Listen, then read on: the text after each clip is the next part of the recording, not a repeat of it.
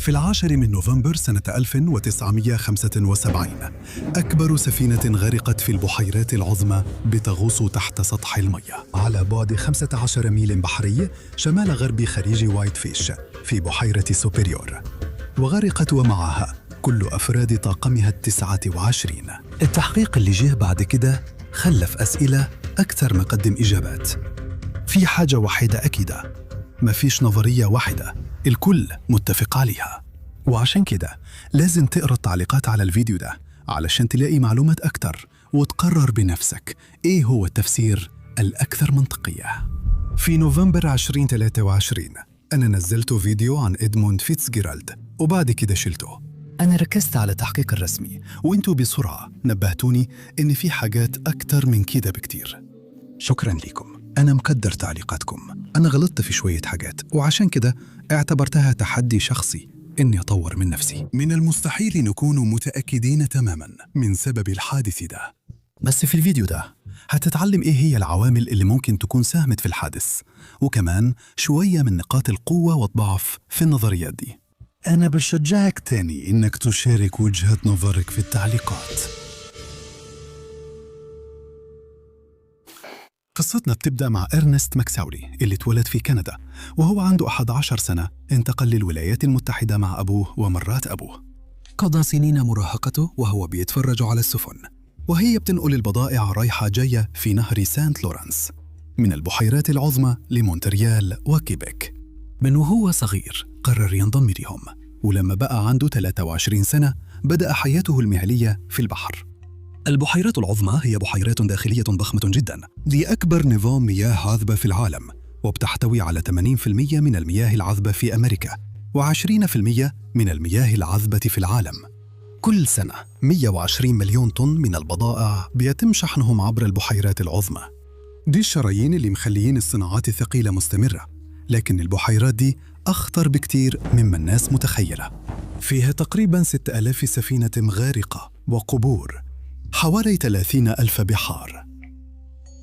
بطول 729 قدم، إدموند فيتزجيرالد مصممة تكون أقل بقدم واحد من الحد الأقصى المسموح به في البحيرات العظمى.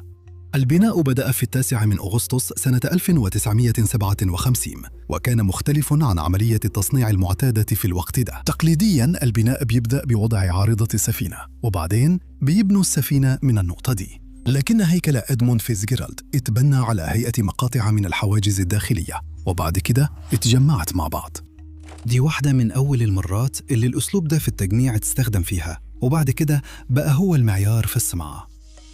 في يوم 7 يونيو سنة 1958 إدموند فيتزجيرالد اتشنت.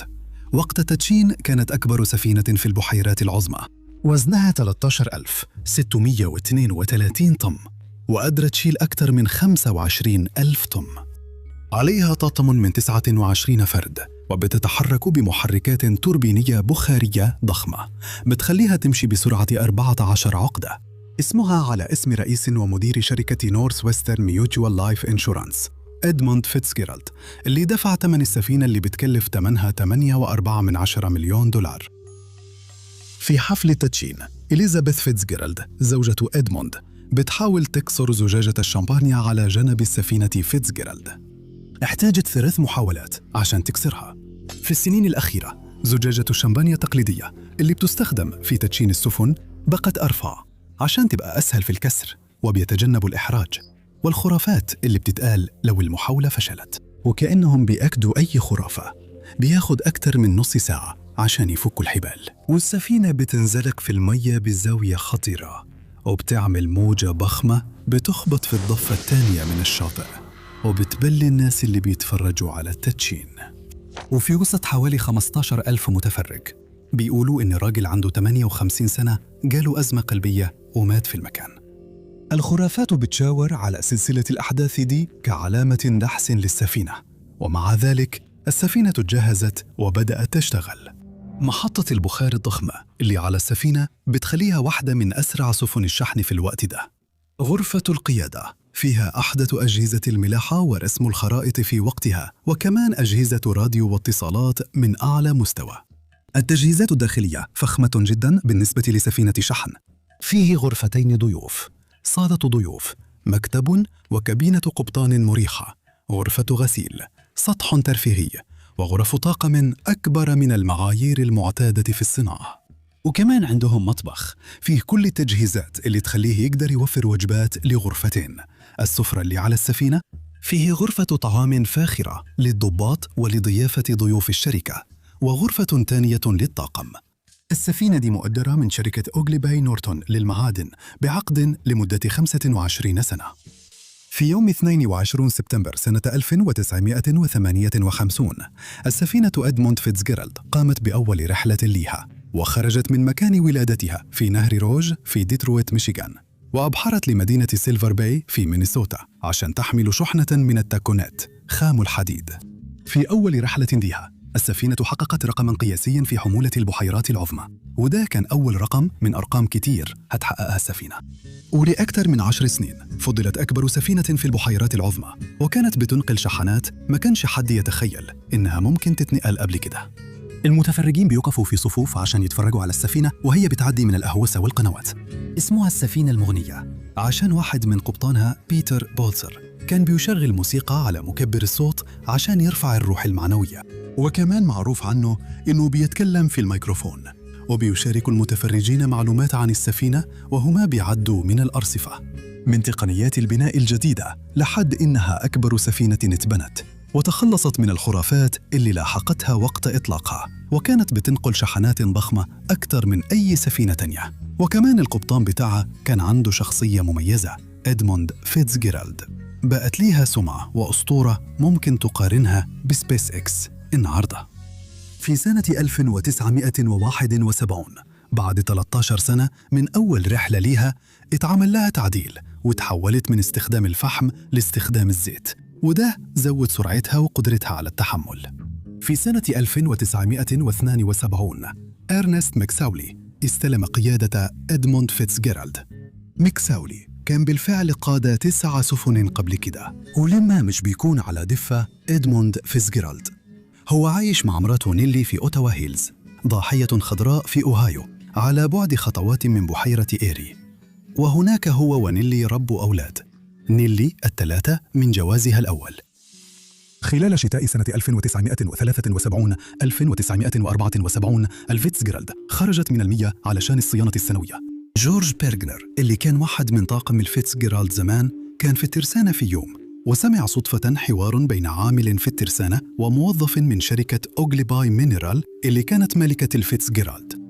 في شهادة قدمها بعدين في حياته، بيرغنر قال إن الحوار كان عن شروخ في اللحامات اللي بتثبت العارضة الرئيسية في مكانها، وإن العارضة كانت سايبة. خفر السواحل كانوا عارفين عن الشروخ في اللحامات ووافقوا على تصليحات بسيطة. بيرغنر كمان شهد عن حوار تاني سمعوا بين ماكسوالي وأفراد الطاقم على الفيتزجيرالد. أفراد الطاقم كانوا بيطلعوا الطين من قاع الفيتزجيرالد لما لاحظوا إنه العارضة كانت مفكوكة تاني، وقالوا لماكسوالي. رد ماكسوالي زي ما بيرغنر قال، كان كل اللي ابن ده محتاج يعمله إنه يفضل متماسك سنة كمان بس، بعد كده مش فارق معايا يحصل له إيه. ماكسوالي كان ناوي يطلع معاش بعد الموسم، يعني المشكلة هتتنقل للكابتن الجديد. هسمي ده النظرية الأولى لغرق إدموند فيتزجيرالد.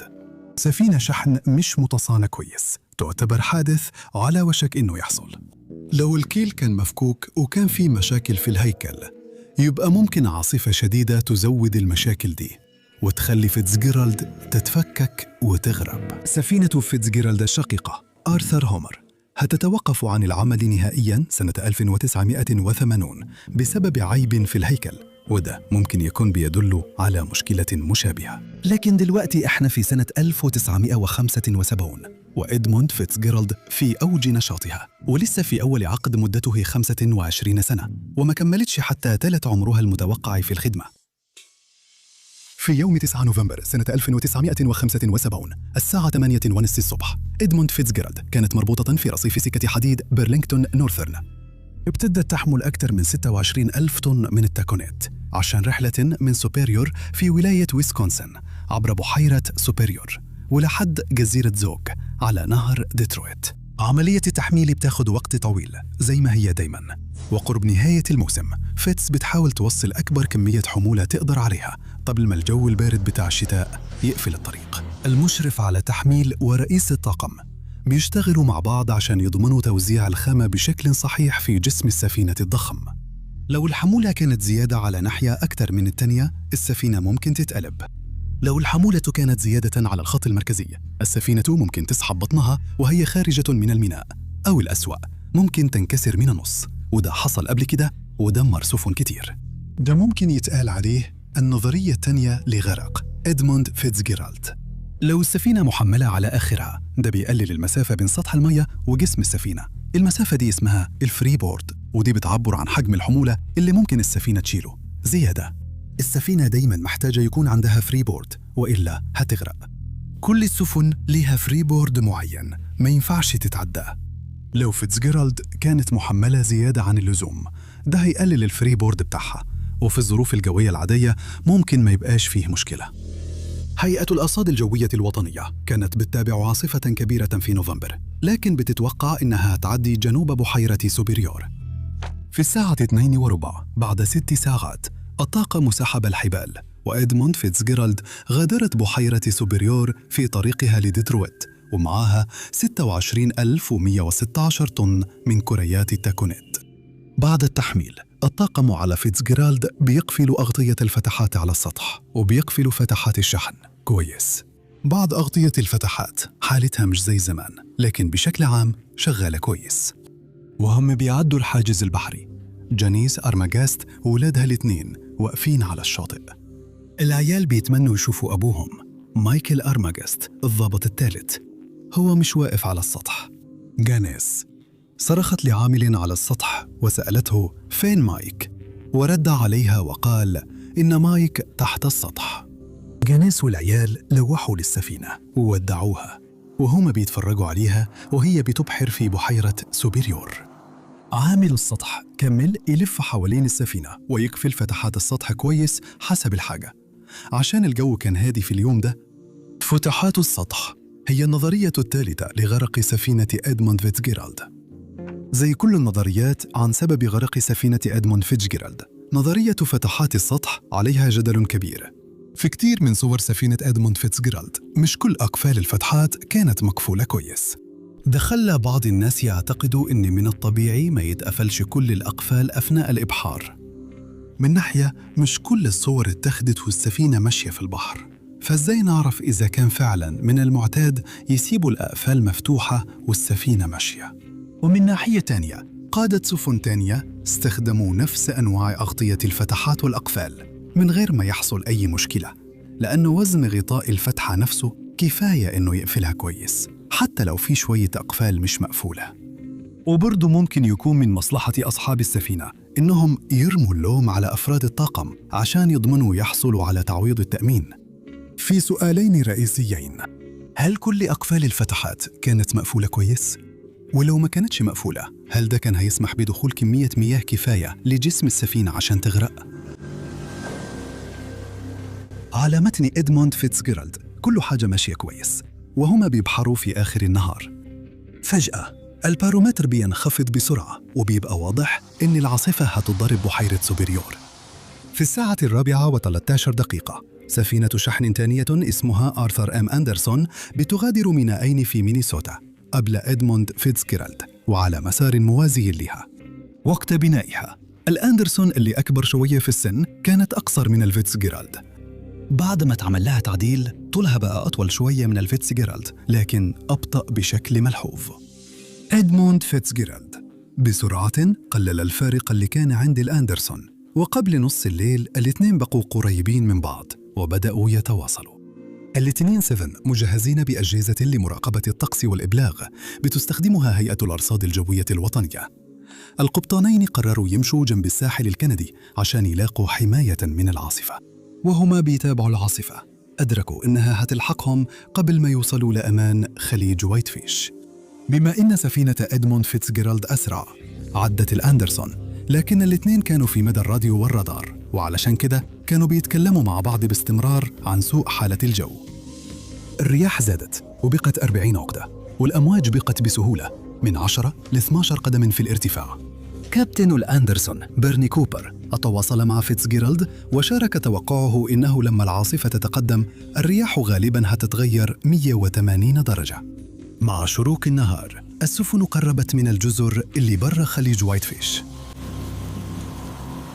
بحلول الساعة 2 بعد الظهر السفن عادت من عين العاصفة، وزي ما أتوقعوا الرياح تغيرت من جنوبية لشمالية وبتضرب بقوة 42 عقدة. الثلج بدأ ينزل بكثافة على البحيرة.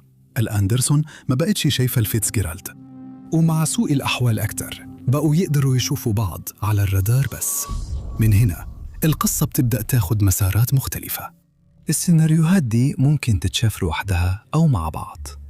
كل الناس عارفة القصة دي وليهم رأي، وكل رأي فيهم ليه قيمته. أحسن تخمين عندي إنه السبب الحقيقي للغرق مش سبب واحد، لكن مجموعة أسباب مع بعض. بس أنهي مجموعة؟ في الساعة 1500 الكابتن كوبر بتاع الأندرسون بيحرك السفينة أكتر ناحية الشرق عشان يتجنب الشعاب اللي عمقها 6 قامات. الكابتن ماكسولي على الفيتزجيرالد ما بيتبعش الأندرسون للمياه الأعمق. في الظروف العادية الشعاب اللي عمقها 6 قامات بتكون على عمق حوالي 36 قدم. الغاطس المحمل لسفينة الأندرسون حوالي 26 قدم. الغاطس بتاع السفينة هو عمق الكيل تحت مستوى سطح المياه. غاطس الفيتزجيرالد بيكون 25 قدم في الحمولة العادية. دايماً فكرة كويسة تتجنب الشعاب الضحلة خصوصاً في الجو السيء.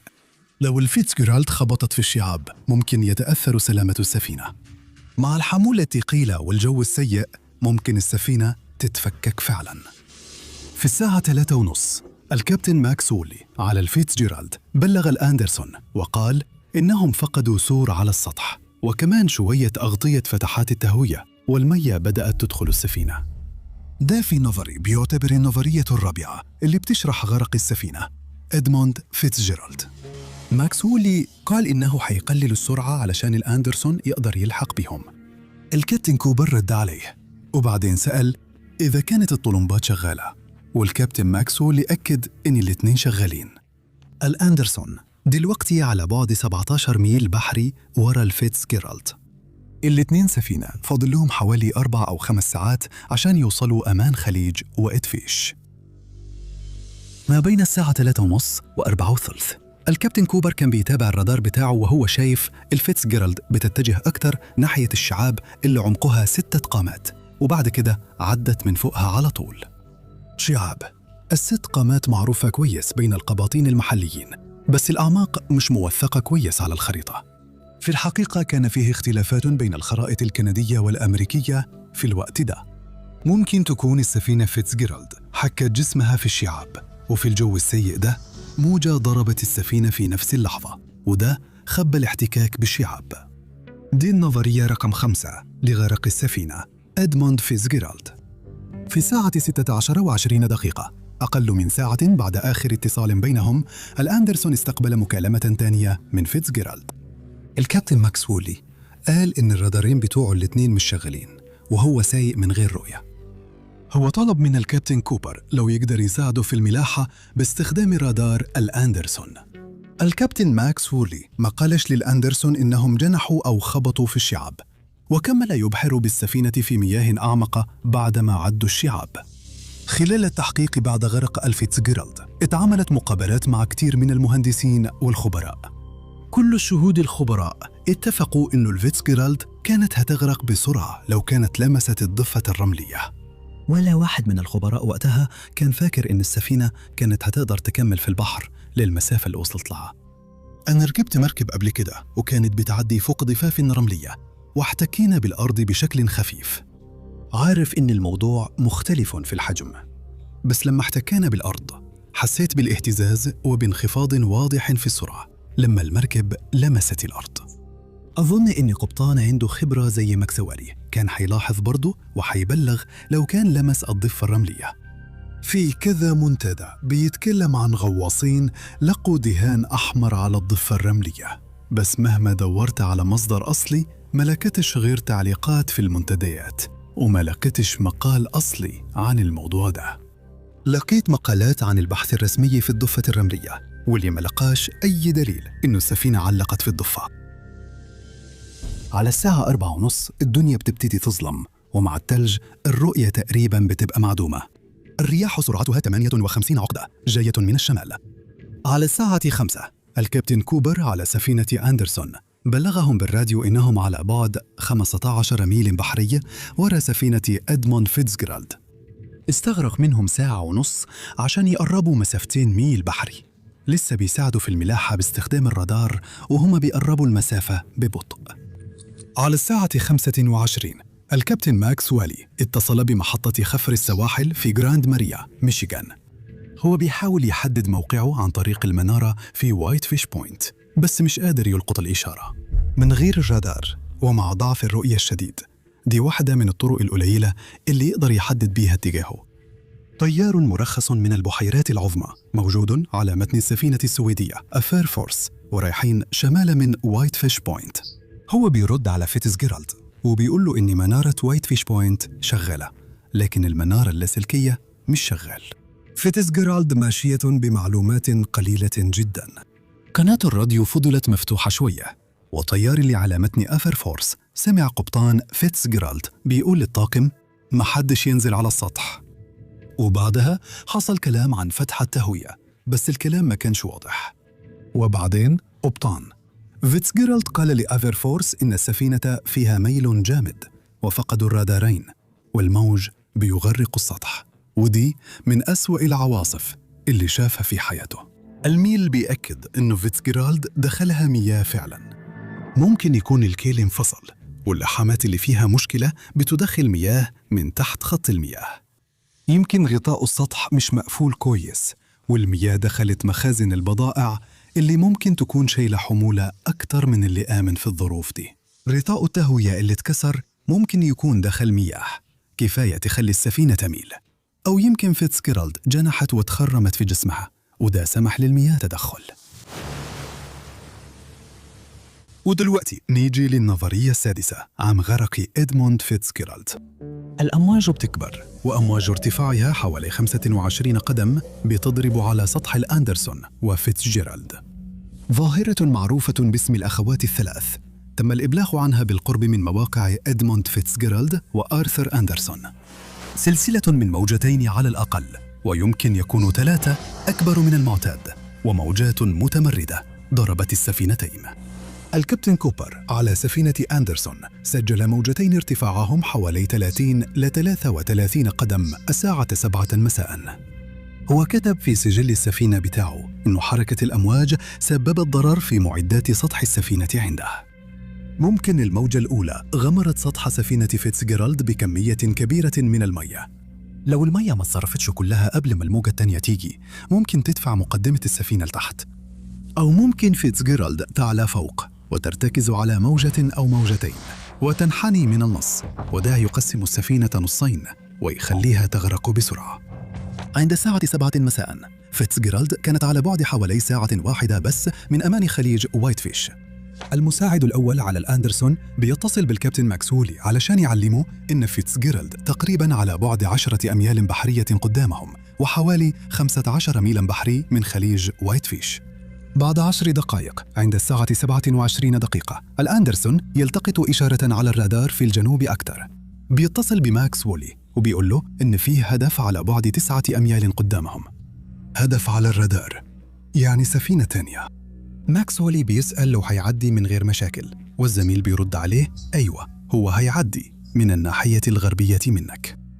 فيتزجيرالد بيرد ببساطة طيب تمام. الزميل بعد كده بيسأل إزاي متماسكين مع مشاكلكم؟ وماكس وولي بيرد إحنا صامدين. في منطقتين فيهم رياح شديدة فوق بحيرة سوبريور بسرعات بتتعدى 43 و40 عقدة. الجزء الجنوبي الشرقي من البحيرة اللي فيه فيتزجيرالد بيشهد أعلى الرياح.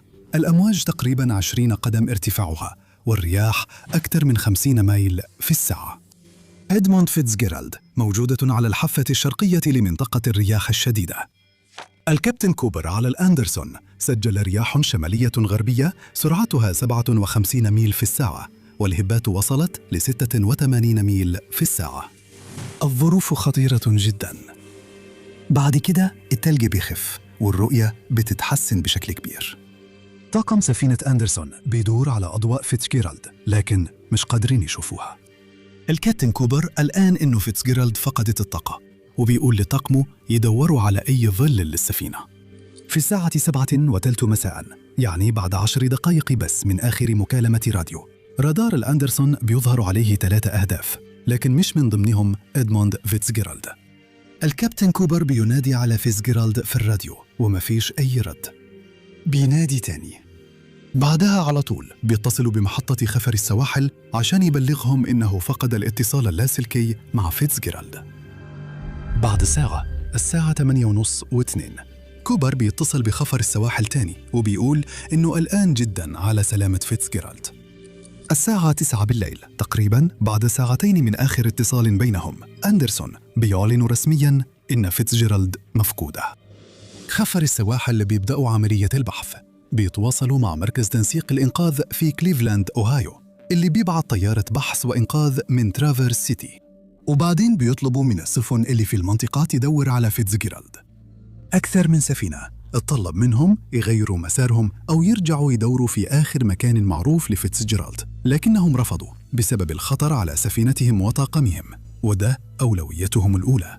خفروا السواحل ما بعتوش على طول قارب بحث وإنقاذ بسبب الرياح الشديدة والبحر الهائج. طلبوا من الكابتن كوبر على سفينة أندرسون يرجع ويدور في المنطقة. الكابتن كوبر متردد، هو قلق إن الفيتزجيرالد بعت في العاصفة اللي طقمه لسه نجا منها. بعد شوية إقناع وافق على مضض ولف سفينة أندرسون علشان يرجع تاني للعاصفة ويدور على الفيتزجيرالد. الليل بقى نهار. الساعة 8 الصبح اليوم اللي بعده، الأندرسون شافت جزء من قارب نجاة وبعدها جزء تاني. الطائرات وسفن الإنقاذ انضموا للبحث في منطقة واسعة، لكن ما لقوش أي حد من 29 فرد من الطاقم، لا أحياء ولا أموات. لقوا قطعاً من سترات النجاة، مجاديف، قارب نجاة، اسطوانات هواء وحبل سحب، لكن ما لقوش أي متعلقات شخصية ولا جثث. الأضرار اللي في قوارب النجاة بتدل إنها اتشالت بالعافية من السفينة، ما تمش إطلاقها. بعد كام يوم، في 14 من نوفمبر، جهاز السونار الجانبي حدد وجود جسمين كبار في قاع بحيرة سوبيريور. مسحوه كذا مرة بس ما قدروش يحددوا إذا كان ده هو الفيتزجيرالد.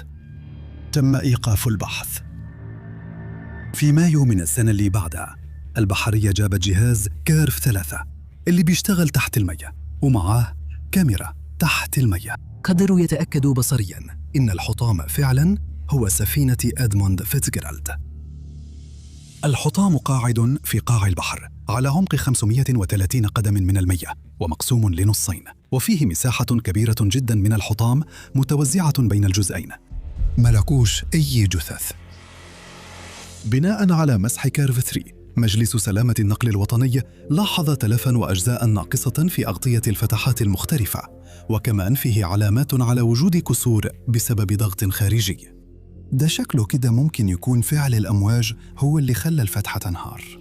ما تمش اكتشاف جثة أحد أفراد الطاقم غير في سنة 1994، وكانت قريبة من مقدمة السفينة. للأسف الجثة ما كانتش قابلة للتعرف عليها. بعد حدث زي ده، كل مجموعة من الناس بتحب تلوم حد تاني. شركة التأمين بتحب تلوم أصحاب السفينة علشان يقدروا يقللوا المبلغ اللي حيدفعوه. أصحاب السفينة عايزين يتجنبوا اللوم عن سوء الصيانة أو الموافقة على التحميل الزايد علشان شركة التأمين تدفع المبلغ كامل. عائلات البحارة مش عايزين يشوفوا أحبابهم، بيتحملوا اللوم على حاجة زي عدم قفل فتحات سطح السفينة كويس. وخفر السواحل مش عايزين يتعرضوا للنقد علشان ما بعتوش سفن للبحث فوراً، أو يمكن فاتتهم فرصة الإصرار على لحام أكثر إحكاماً أثناء فحوصات الصيانة. بس في حاجة واحدة أكيدة، الطقس كان له الدور الأكبر. لو شلنا الطقس من المعادلة، مش محتمل إن فيتزجيرالد كانت هتغرق في الرحلة دي. لكن البحر الهائج والأمواج الكبيرة اتحدوا مع عامل أو أكثر من العوامل المساعدة.